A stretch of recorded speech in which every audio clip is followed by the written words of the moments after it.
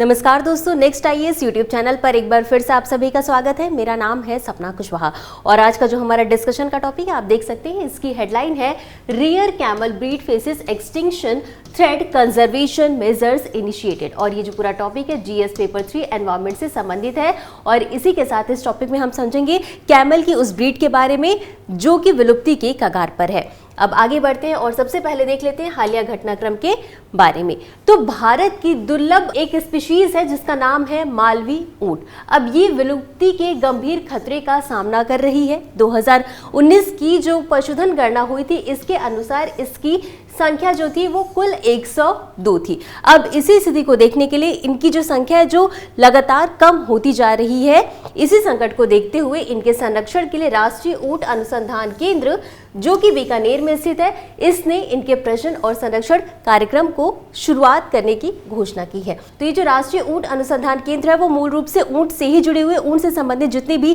चीजें होती हैं इनके संरक्षण के प्रयास को लेकर के, वो सब कौन देखता है? राष्ट्रीय ऊंट अनुसंधान केंद्र। और इसी क्रम में आगे बढ़ेंगे और अब मालवी ऊंट के बारे में बात कर लेते हैं। तो मालवी ऊंट जो है वो मूल रूप से मध्य प्रदेश के मालवा क्षेत्र में पाया जाता है और इसी कारण इसका नाम पड़ा मालवी ऊंट। और इसके अलावा ये राजस्थान के भी कुछ क्षेत्रों में पाया जाता है। कोटा, बूंदी, बारा एवं झालवाड़, इन सभी क्षेत्रों में भी पाया जाता है।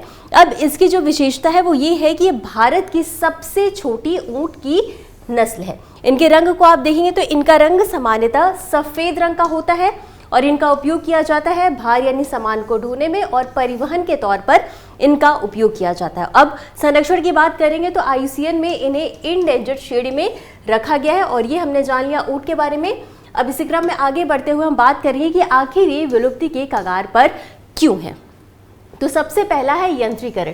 अब पहले के टाइम में क्या होता था कि लोग ऊंट का प्रयोग करके एक स्थान से दूसरे स्थान पर जाते थे, माल ढोने में प्रयोग करते थे। लेकिन अब जैसे जैसे यंत्रीकरण हो रहा है तो लोग ट्रक, ट्रैक्टर, वाहन इनका प्रयोग कर रहे हैं।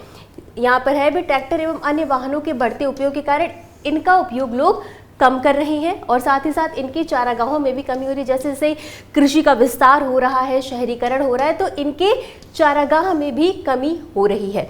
और साथ ही साथ अब वर्तमान में क्या है कि लोगों का पशुपालन में रुचि भी काफ़ी कम हो गई। अब वो नौकरी में ज़्यादा प्रीफर करते हैं, नौकरी में, बिजनेस में, और साथ ही साथ आर्थिक लाभ कम हो रहा। अब ये जो ऊंट है, अब इससे क्या होता है कि आर्थिक लाभ कोई ऐसा है नहीं कि लोग इसको पाले और उन्हें इसका कुछ आर्थिक लाभ मिल रहा है। तो ये भी एक रीज़न है जिसकी वजह से इन्हें पाला नहीं जाता है। साथ ही साथ जलवायु परिवर्तन का भी प्रभाव इन पर देखने को मिलता है। आपको पता है कि जलवायु परिवर्तन के कारण कई क्षेत्रों में अनियमित वर्षा होती है, तो कहीं पर बाढ़ आता है, कहीं पर सूखा आता है। तो ऐसी स्थिति में क्या होता है कि फसल कई बार उत्पन्न नहीं होते। जब फसल ही पर्याप्त मात्रा में नहीं हो रहा है तो इनके लिए चारागाह भी नहीं हो पाता है। तो ये भी एक कारण है जिसकी वजह से ये विलुप्त हो रहे हैं। अब ऐसे में ये समझिए कि आगे की राह क्या होनी चाहिए। तो अभी जो संरक्षण और प्रजनन कार्यक्रम चलाया जा रहा है उसके द्वारा यही है कि अभी जो शेष बचे हैं, अब इसमें क्या हुआ कि 12 मालवी ऊंट लाए गए। अब इनका प्रजनन कराया जाएगा ताकि इनकी संख्या में वृद्धि हो सके। तो यहीं पर वैज्ञानिक प्रजनन कार्यक्रम का और विस्तार करना चाहिए। अब चारागाह विकास पर भी ध्यान देना चाहिए, यानी कि कुछ ऐसे क्षेत्र बनाए जाने चाहिए जहां पर पशुओं को आराम से चारागाह की प्राप्ति हो सके। पशुपालकों को आर्थिक प्रोत्साहन भी देना चाहिए। अगर कोई व्यक्ति मान लीजिए ऊंट का पालन कर रहा है तो उसे कुछ विशेष छूट देनी चाहिए, कुछ आर्थिक लाभ देना चाहिए, सब्सिडी छूट। ऐसे तो लोग क्या करेंगे कि लोग इस पशु को पालने के लिए प्रेरित होंगे और साथ ही साथ लोगों को भी जागरूक करना पड़ेगा जिससे कि वो इनका पालन पोषण कर सके, देखरेख कर सके। और सबसे इम्पोर्टेंट, ये जो मालवी ऊंट है वो स्थानीय नस्ल है तो इनका संरक्षण भी बहुत आवश्यक है।